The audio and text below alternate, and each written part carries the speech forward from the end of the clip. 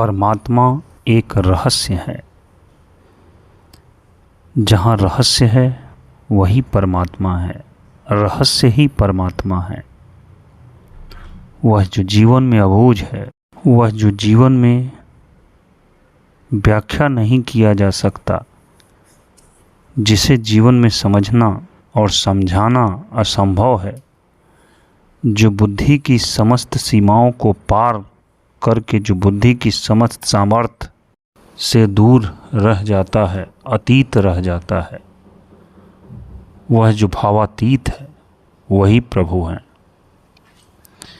लेकिन उस प्रभु को जानने के लिए धीरे धीरे हमारे भीतर जो आश्चर्य की क्षमता गहरी से गहरी होती चली जाती है।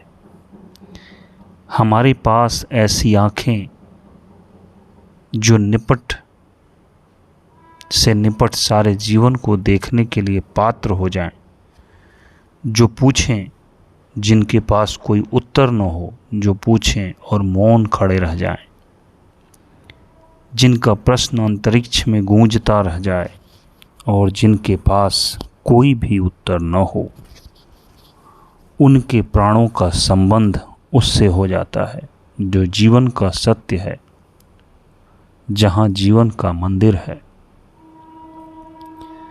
वही आश्चर्य मनुष्य को विनम्र कर देता है। विनम्र होने से हमें ज्ञात होता है कि हम कुछ नहीं जानते। अहंकार को खड़े होने की कोई जगह ही नहीं रह जाती। ज्ञान अहंकार को मजबूत कर देता है और आश्चर्य अहंकार को विदा कर देता है। बच्चों के पास अहंकार नहीं होता, बूढ़ों के पास इकट्ठा हो जाता है। अज्ञानी के पास अहंकार नहीं होता, ज्ञानी के पास अहंकार इकट्ठा हो जाता है। अज्ञान का जो बोध है,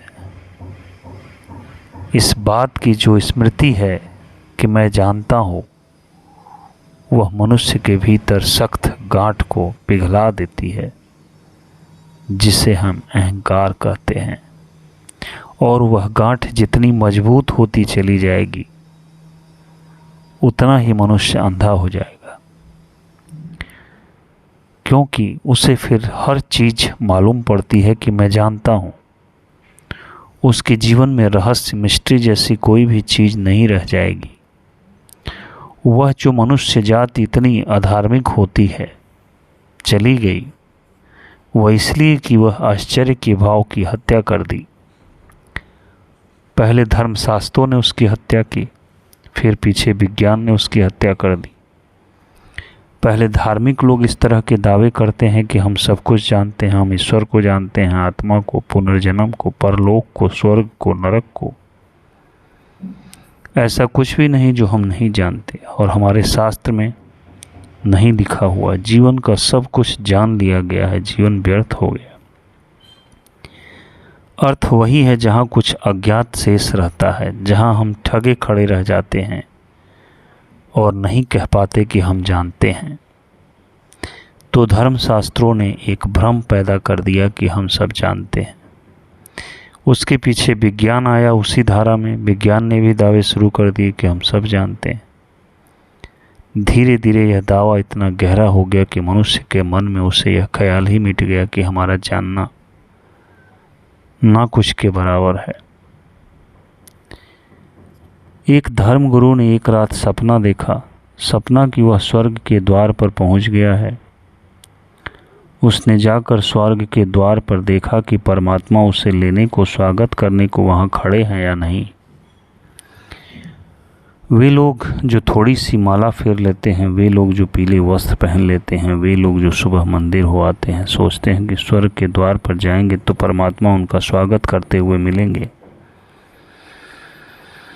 तो उस महानुभाव ने भी सोचा कि कुछ बुरा तो नहीं सोचा, उसकी अपेक्षा अपनी भक्ति से कहीं ज़्यादा थी।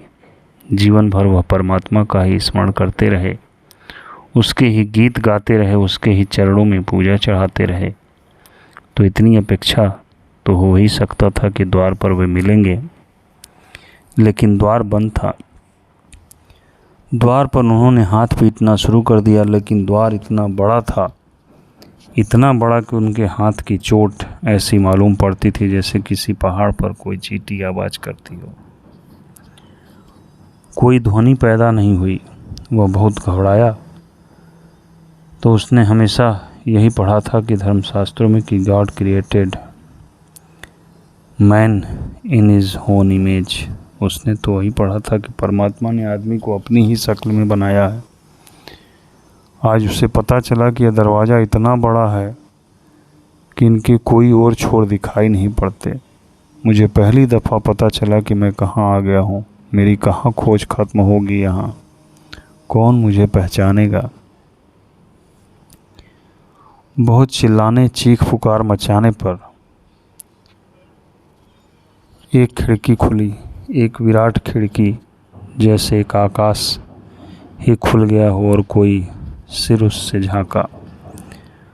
कोई सिर जिसके आयाम की भी कल्पना करनी कठिन है, और उस सिर ने हजारों आँख झांकने लगी और एक एक आँख एक एक सूरज की भांति। वह धर्मगुरु घबरा गए और एक छोटी सी ओट में छिप गए और वहाँ से चिल्लाने लगे कि हे परमात्मा, आप भीतर ही रहिए। आपकी आँखें इतनी तेज है कि मैं बहुत डरा जा रहा हूँ। मेरे प्राण सूख जा रहे हैं। आप भीतर से ही दर्शा दीजिए, आप पर्दे के भीतर ही ठीक हैं। लेकिन वह हजार आँखों वाला आदमी हंसने लगा और उसने कहा, मैं परमात्मा नहीं हूँ, यहाँ का सबसे अदना नौकर, यहाँ का पहरेदार, यहाँ का चौकीदार हूँ। मैं परमात्मा नहीं हूँ। तब तो वह धर्मगुरु बड़े घबरा गए। हिम्मत जुटाकर थोड़ा बाहर निकले, क्योंकि द्वारपाल से इस भांति घबरा जाना उचित नहीं, लेकिन उनकी आंखों के सामने टिकना बहुत मुश्किल था। और वह द्वारपाल कहने लगा कि तुम कहाँ छिपे हो? मुझे कुछ दिखाई नहीं पड़ता। हजार आँखों और सूरज की तरह आँखें, लेकिन उसमें भी आदमी कहीं दिखाई नहीं पड़ रहा है। वह धर्मगुरु बोला, क्या कहते हो? मैं दिखाई नहीं पड़ता हूँ? मैं परमात्मा से मिलने आया हूँ। मैं उस खास धर्म से हूँ जो परमात्मा ने ही जिसकी किताब दुनिया में भेजी है। वह द्वारपाल हंसने लगा और उसने कहा, सभी को यही वहम है कि हर एक की किताब भगवान ने ही भेजी है। वेद भी भगवान ने, बाइबल भी, कुरान भी, गीता भी, सभी किताबें भगवान ने भेजी हैं। सभी को यही ख्याल है, लेकिन मैं तुमसे पूछता हूँ, तुम आते कहाँ से हो? उस आदमी ने कहा कि मैं पृथ्वी से आ रहा हूँ। वह द्वारपाल हंसने लगा और उसने कहा, ठीक ठीक नंबर बताओ, इंडेक्स नंबर तुम्हारी पृथ्वी का क्या है? क्योंकि यहाँ तो बहुत सारी पृथ्वियाँ हैं, अनंत पृथ्वियाँ हैं। किसका पता तुम किस पृथ्वी से आते हो? यह तो धर्मगुरु ने कभी सोचा ही नहीं था कि उसकी पृथ्वी के अलावा भी कोई पृथ्वी है। उसने कहा कि वही पृथ्वी जो सूरज के आसपास है, सौर परिवार है, सूर्य वाली पृथ्वी। वह द्वारपाल हंसने लगा। उसने कहा, तुम्हारे ज्ञान पर कुछ हंसी आती है। तुम कैसे धर्मगुरु हो? तुम्हें शायद ये नहीं पता कितने सूरज हैं, अनंत सूर्य हैं, अनंत सूर्यों की अनंत पृथ्वियाँ हैं। तुम नंबर बता सको अपने सूरज का तो कुछ खोजबीन की जा सकती है कि आप कहाँ से आए हो। उस धर्मगुरु ने कहा, मैं मनुष्य हूँ। यह मनुष्य के साथ कैसा अपमान हो रहा है भगवान के द्वार पर। मैं कोई साधारण कीड़ा मकोड़ा नहीं हूँ, मैं कोई पशु पक्षी नहीं हूँ, मैं मनुष्य जाति का प्राणी हूँ, मैं सर्वश्रेष्ठ प्राणी हूँ। भगवान ने अपने ही शक्ल में मुझे बनाया। द्वारपाल हंसने लगा और उसने कहा, आदमी, यह नाम पहली बार ही इस दरवाजे पर सुना जा रहा है, लेकिन हम पता करने की कोशिश करेंगे। शायद पता लग जाए कि तुम कहाँ से आ रहे हो। वह द्वार बंद हो गया और समय बीतने लगा। उस द्वार के खुलने की कोई संभावना न दिखाई दी। फिर नींद में घबरा कर ऊब कर धर्मगुरु की नींद खुल गई। वह अपने बिस्तर पर पड़ा था। उसके चेहरे पर पसीना था, उसकी आंखें आंसुओं से गीली थी, उसका हृदय धक धक करने रहा था। बहुत भयानक दुस्वप्न से गुजरा था। उसकी समझ में नहीं आया कि यह क्या था, लेकिन यह सच्चाई है, यह सपना नहीं। अनंत है जीवन। विज्ञान ने भी जिन सूर्यों की खोजबीन की है उनकी संख्या 2 अरब हो गई है। 2 अरब सूर्यों का पता तो विज्ञान को है, लेकिन उन 2 अरब सूर्यों पर अस्तित्व समाप्त नहीं हो जाता, उसके आगे भी, उसके आगे भी और उसके आगे भी कितना फासला है इस अस्तित्व का। सूरज ज़मीन से कितनी दूर है। यह ज़मीन हमें बहुत बड़ी मालूम पड़ती है, हम तो एक ज़िले को ही बहुत बड़ा मानते हैं, हम तो अपना घर भी बहुत बड़ा मालूम होता है, हम तो खुद ही बहुत बड़े मालूम होते हैं। लेकिन ये पृथ्वी कितनी बड़ी है, शायद इस जगत में इससे छोटा और क्या हो सकता है। सूरज इससे 60,000 गुना बड़ा है, लेकिन सूरज बहुत बड़ा नहीं है। सूरज सारे जगत में अब तक ज्ञात तारों में, ज्ञात सूर्यों में सबसे छोटा सूरज है। सूरज से हमारा फासला बहुत है, लेकिन सूरज कोई बहुत दूर पर नहीं है।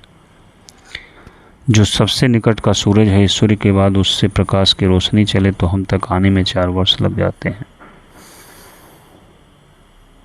और प्रकाश की रोशनी किस गति से चलती है, 1 सेकंड में 1,86,000 मील। सबसे करीब इस सूरज को छोड़कर जो तारा है हमारे, उससे ज़मीन तक रोशनी आने में 4 वर्ष लग जाते हैं। उससे दूर के जो तारे हैं, किसी से 100 वर्ष, किसी से 1000 वर्ष, किसी से लाख वर्ष, किसी से करोड़ वर्ष पृथ्वी को बने हुए 2 अरब वर्ष हुए हैं। ऐसे तारे हैं जिनसे 2 अरब वर्ष पहले चली हुई किरण अब तक पृथ्वी पर नहीं पहुंच सकी। और तारे होंगे कितने, हम तक वहीं पहुंच सकी। यह जो अंतहीन अनंत विस्तार है, इसके बीच जिसको यह ख्याल हो जाता है कि हम जानते हैं, वह पागल हो गया। इस अंतहीन विस्तार के प्रति जो भी जाएगा उसका विस्मरण, आश्चर्य जाग जाएगा, उसके भीतर आश्चर्य जाग जाएगा। वह चकित, वह आश्चर्य में रह जाएगा, उसको कोई उत्तर नहीं सूझेगा। उसके सारे उत्तर बचपना के लगेंगे। इस अंत और आदिहीन विस्तार के लिए क्या उत्तर हो सकता है आदमी के पास, क्या व्याख्या हो सकती है? व्याख्या देने की, परिभाषा करने की चेष्टा ही शायद ना समझी है। वे लोग बहुत भाग्यशाली हैं जो चुपचाप मौन में इस विस्तार को जानने में समर्थ हो जाते हैं। इस चित्त दशा को मैंने आश्चर्य, इस आश्चर्य से गुजर कर भी कभी किसी ने कुछ जाना हो तो जाना हो। ज्ञान के बोझ को लेकर तो कोई भी नहीं जान पाएगा।